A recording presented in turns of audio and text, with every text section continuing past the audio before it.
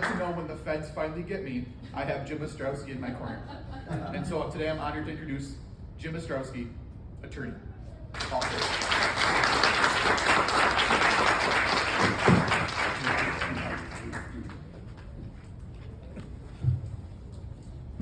That was a very nice introduction, Dwayne, but can you see me about my speaking fee?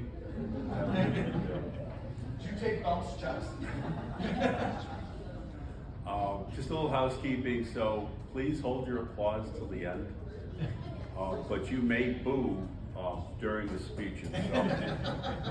So I got a lot of ground to cover, so I'm going to talk fast like a used car salesman. I normally talk very slow. So I'm going to talk about direct citizen action today. What is direct action? What's indirect action? Why we should use direct citizen action to achieve liberty?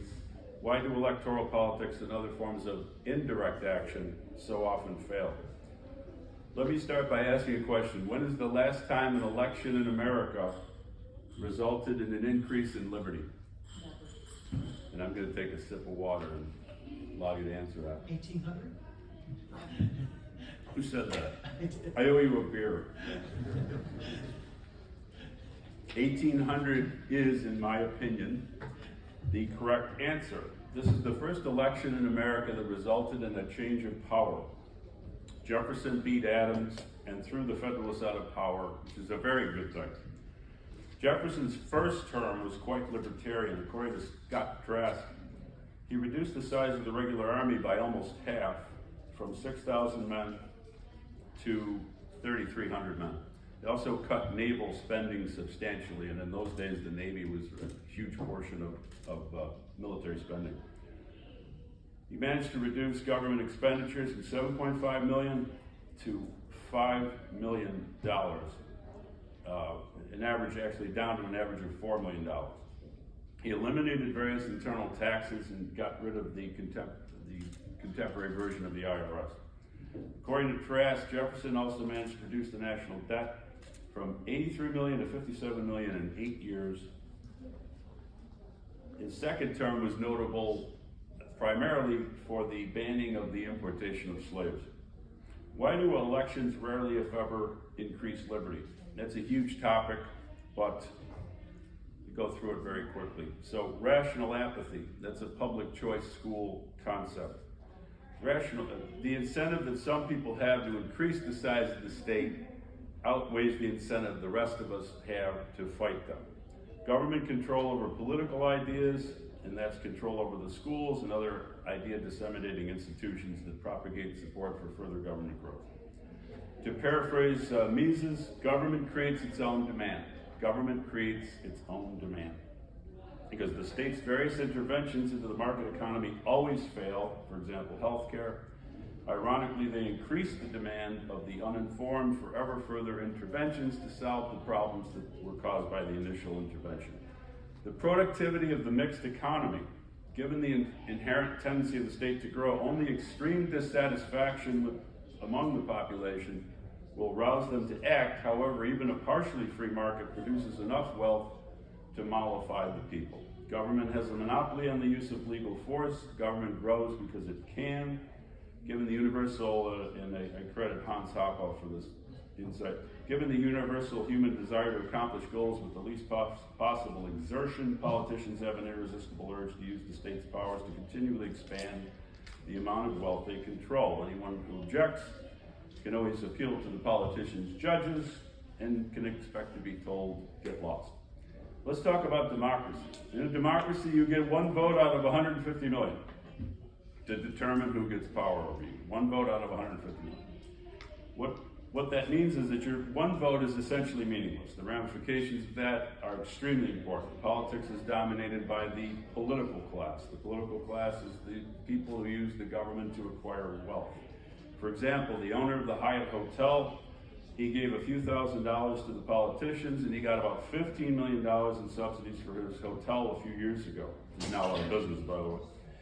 In this country, the best investment you can make is giving a contribution to a politician. Here, here, here, here.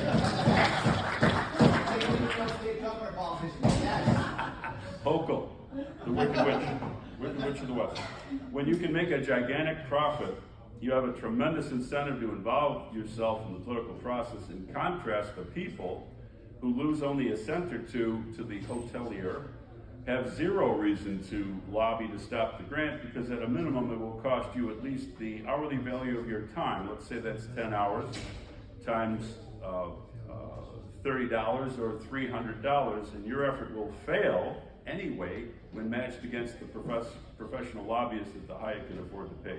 So people intuitively know this. There's an imbalance of incentives, and that's why apathy is the rule, and the main reason why government grows. My next point, in politics, we do not start the race off on an equal footing, as Larry could testify. Why not? Because the government is already controlled by people and parties and special interest groups.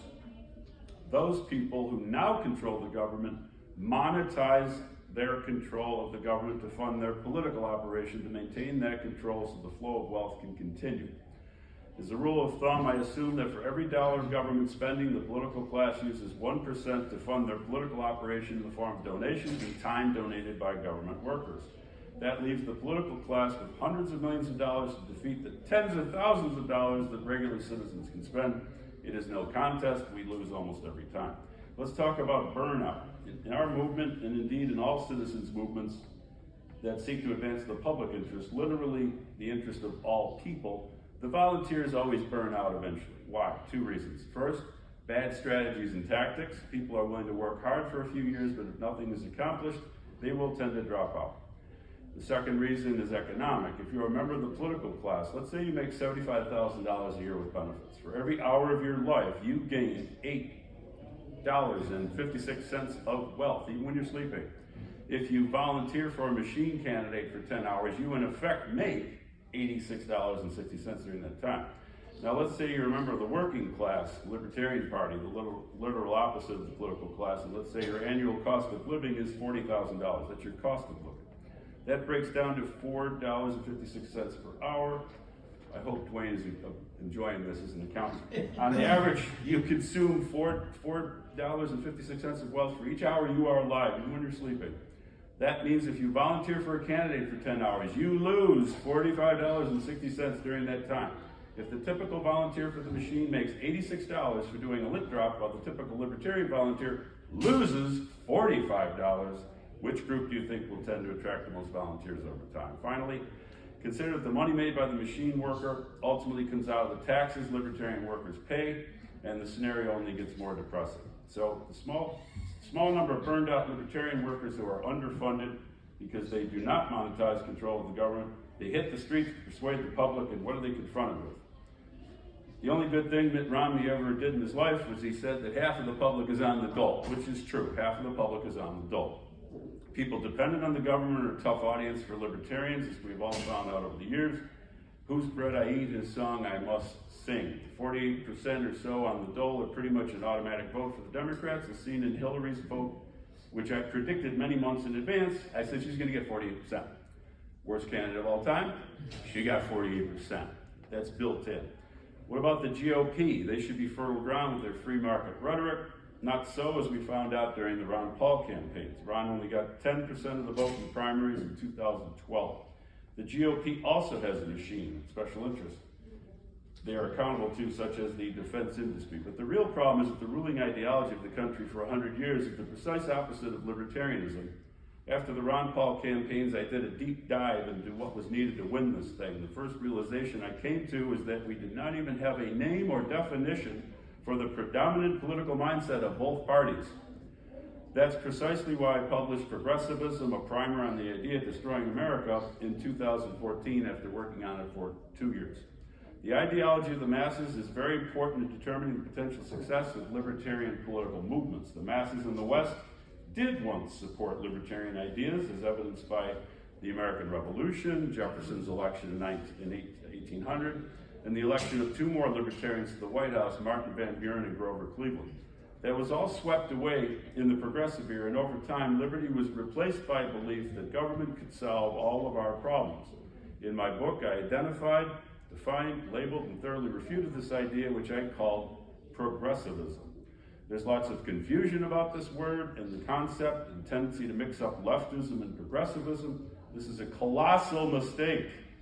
Colossal mistake. Verbal confusion is great for the status quo. If you don't have a word for what you're for and a clear definition of it, and you don't have a word for what you oppose, you are certain to get your ass kicked in politics because you can't even communicate your position to the masses, let alone formulate strategies and tactics to defeat the opposition. And that's the main reason why libertarians have been getting our asses kicked for 50 years. For 50 years, libertarians treat the public like scientist-type personalities who love abstract logic and syllogisms, apparently oblivious to the fact that, and these are real stats, 98% of the public are not scientist types. And that's why, as I show in my book, 90% of Americans are small t progressives, that is, adherents to a political mindset that is completely non-rational and irrational, and which is instead a form of emotional therapy masquerading as an ideology. And we wonder why we are losing. Arguing with a progressive with facts and logic is like talking to a wall or speaking Martian to them. Where do Americans first learn to be good little progressives? In K through 12 government schools, where 90% of Americans send their kids, and which, through their influence over the textbook industry, also skews the textbooks used in private schools. This points the way to what should be the #1 priority in the liberty movement, as I said, as early as 2001. Nobody ever listens to me, by the way. And obviously reiterated in my 2009 book, Government Schools Are Bad for Your Kids. Instead, libertarians led with far less consequential issues that allowed them to sound leftist. Oh boy, how exciting. I should note that my books outlining these facts were largely ignored by Libertarianism, Inc., excluding, of course, the Rothbardians. As Rothbard pointed out, the political class controls the command posts of society and all the agencies that govern elections, including the Board of Elections, as Larry was talking about, the legislature and the courts themselves. And if you ever want to hear an oral argument, well, don't listen to the oral argument in the Second Circuit, please. Same question 5 times in a row. I answered the question 5 times in a row, all for naught. We don't have a decision yet. I shouldn't jinx myself. Please God, 2-1 victory there. So thus, all the rules of the game favor the established two parties, and the boards of elections and the courts will tend to favor the established parties against all challengers in any court proceeding, as we have seen with the challenges to the new valid access laws, where we are so far 0-4-9, with 1 outstanding in the Second Circuit. Let's look at the performance of the Libertarian Party since its founding in 1971. In case anybody's offended, I've been in it for 42 years, so I think I've earned the right to say this. Although the party has grown in time, in size since that time, it has never regularly surpassed about 1% of the vote in elections, and the government has grown tremendously in size, scope, and power since 1971. The Libertarian Party, you can boo, has been a massive failure. In fact, the entire liberty movement has been a massive failure. We are getting our asses kicked by the progressives, the leftists, the globalists, by Conservatism Inc., the right wing, the alt-right, and the GOP. This is an enormous subject, but I hope I have explained why indirect political actions, such as elections, lobbying, and litigation, so often fail and are essentially rigged. The question on the table: do we want to spend another 50 years failing, or do we want to wise up and change strategies and tactics so we can start winning? So what is direct action anyway? Political action has a grave flaw. It involves trying to convince someone else, worse yet, someone in the government or someone on the dole, to do something to increase liberty. It is particularly difficult to change minds when 90% of the population adheres to a politics of self-help psychotherapy known as progressivism.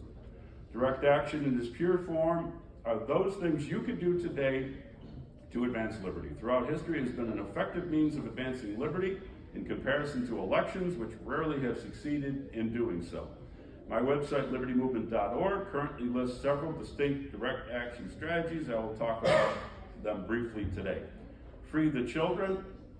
Pull your kids out of government schools. By far the most important direct action you can take to advance liberty in America is to pull your kids out of government schools. They are the foundation of big government in America. All efforts to reform them have failed and will continue to fail since politics is rigged.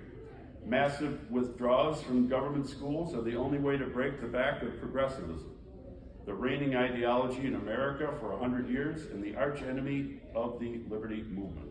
Not only is this the best single tactic for the liberty movement, but you also get a huge bonus as well, because government schools are bad for your kids. I made the case against them on factual grounds in my book. Government schools are bad for your kids. I can't imagine anyone reading it and still sending their children to those awful places. So pull your kids out. If you have younger children, start planning to either homeschool them or send them to private school. If you do not have children at school age, do everything you can to help your grandchildren and nieces and nephews escape the clutches of these daytime propaganda prisons. Liberty moving, voting with your feet. Americans have always been on the move and will be moving even more frequently in the aftermath of the coronavirus, which led many states to abuse their power to lock down society and cause major damage to their economies. Voting with your feet has always been the most efficient form of voting, as without moving the political mountains in your current state, you can effect major changes simply by moving to a freer locale. We have carefully analyzed November 9th. That's November 9th. November 9th. the exception that proves the rule. We have carefully analyzed and combined data from a number of sources to determine those counties that offer you the most liberty to live your life the way you wish, and that's all on the website. Using data from a variety of sources, we have the list of the 100 freest counties. Vote with your arms, form a neighborhood militia. And the Second Amendment works. I prove through empirical research that the Second Amendment works to deter government tyranny and private crime, and does so peacefully. The mere threat of resistance deters tyranny and crime. Be prepared to defend your liberty against criminals, gangs, and even rogue governments that are openly violating the Constitution. Talk to firearms professionals to get advice on which weapons to own and about the best training programs, and I know Steve's going to address that shortly today. Be prepared to form a neighborhood militia in the event civil order breaks down. Because of various state and federal laws, I would not recommend forming a militia at this time without a written advice of counsel. Vote with your verdicts. The founders viewed the right to trial by jury and the right to have a grand jury review felony charges as critical limitations on government power. However, judges, legislatures, and prosecutors have conspired to gravely weaken juries. LibertyMovement.org will undertake an unprecedented campaign to educate citizens as to their true rights as trial jurors and grand jurors, to be able to directly check and resist overreach by police, by judges, legislatures, and prosecutors. Our primary message is tyrannical governments rule by making all sorts of peaceful and benign behavior illegal. In other words, they destroy liberty by inventing imaginary crimes. If juries act as intended by the founders, they can nullify these prosecutions whenever justice requires, and grand juries can refuse to indict in the first place, so that the victims of prosecutorial misconduct do not have to sit in jail or mortgage their homes to seek justice. Learn and teach economics. The vast majority of Americans were not taught real economics in government school. Government schools will not teach a doctrine that suggests they be abolished. There are a plethora of well-written, full-length books on economics. What is sorely needed, however, is a short and readable intro to free market economics that presents the essential principles and invites further reading. I've written such a pamphlet. It was described by one blogger as the briefest, simplest, most straightforward explication of free market, laissez-faire libertarian economics I know. It's on the website. Print some of them out and hand them out to your friends and family and neighbors. Liberty parenting. How can we integrate the ideas of liberty into parenting? Respect the rights of children as autonomous beings, and they will learn to treat others the same way as adults. That's why I'm a libertarian, because the way my parents treated me. And I gave a talk in Hamburg about this a couple years ago. When they first confront authoritarian governments that fail to respect their rights, they will, on reflecting how they were raised, recognize that this is wrong. Do not use corporal punishment. It doesn't work and teaches kids that force is a justifiable means of solving problems. Many bullies and criminals were abused as children. And there's a short video on the website on this subject. For God's sake, avoid government school at all costs. Finally, try to avoid daycare if at all possible. Daycare is not good for children or families and is simply designed to provide the government with a second taxpayer in the household to fleece. You suffer, your kids suffer, and your spouse suffers, but the politicians are thrilled. Vote with your wallet. The vote you cast with your dollars has a much greater impact on politics than your ballot does. Last year we put up a website takebackchristmas.net to support local businesses against the global, tech people who are obviously all supporting the lockdown. And we'll continue that with the new project this year. Basically, we're going to call it Buy Local for Liberty. Buy Local for Liberty. Vote with your health. Vote with your health. Taking care of your health is essential to liberty. The progressive state derives its power from making people afraid of their own liberty and by promising to solve all of their problems, including their health care problems. Here are a few suggestions that you should consider in consultation with your medical provider to start to turn your health around. Drastically eliminate refined sugar from your diet. Drastically reduce or eliminate wheat products from your diet. Reduce consumption of alcohol, drink red wine with dinner, guilty. Take an appropriate supplement. Eliminate snacks and desserts, blah, blah, blah. Quit smoking, obviously. Get a good fitness app and start watching your weight. I have lost 21 pounds. Yeah. I'm gonna lose 30. It's permanent. Once you get into it, it's permanent. Do some form of physical exercise several times a day. It takes a lot less time than you think. Let's talk about exit the Fed. The Fed will not be eliminated by legislative action. Politics is rigged. Only direct citizen action will end the Fed. So a few suggestions: do not lend money to the government. Do not lend money to the government. Do not work for the Fed. Make it socially and morally unacceptable to work for the Fed, just as it would be to work for the KKK, the Nazi Party, Antifa, or the Mafia. Ostracism is a powerful tool of direct action, always the better option than violence. Use hard money or crypto as much as possible. Understand that the Fed was created by progressives. They created the Fed, the original progressives, pursuant to that ideology. When the ideology of progressivism fails, its child, the Fed, will also disintegrate. Ultimately, the Fed will collapse from the government it supports and which created it collapse from an inability to pay its debts. Be prepared to use free market forms of money when the inevitable collapse comes. Exit left-wing colleges. The left has captured most of the institutions of American life and done so very quickly and with devastating effects. One of those institutions is American colleges. They've become little more than left progressive brainwashing centers for young people, already tilting strongly progressive after many years of K-12 government schools. On the website, we have a list of the most left-wing colleges. I don't want to interfere with your family relationships, but suggestion: if your kids do want to go to one of these left-wing schools, say, good luck, you're on your own paying for it. So those are just some of the ideas briefly. So basically, in conclusion, I hate to say this because I bet my whole life on this movement.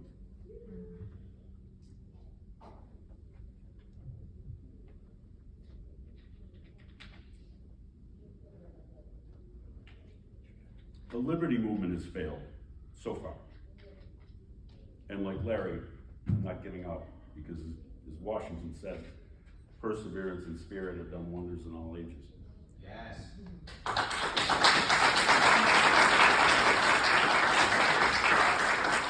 I'm fighting harder than I ever have right now. But it has failed due to its inattention to key matters of strategy and tactics. Instead, its members have had fun talking policy and politics at conferences and conventions and hitting the bar later, which I will do later myself. So guilty.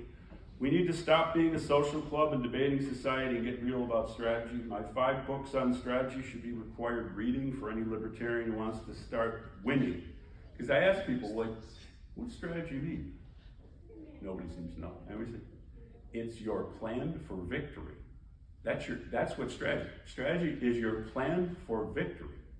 We need to shift from an almost exclusive reliance on electoral politics to immediately shifting to about 90% of our resources going into direct action. We could still run in key elections, obviously. The number one priority must be exiting K through 12 government schools, they said 20 years ago. If we don't change strategies and tactics fast, we will experience yet another 50 years of failure, and the country will continue its rapid descent into a left progressive globalist hell run by a secretive deep state and a distant and creepy global power elite.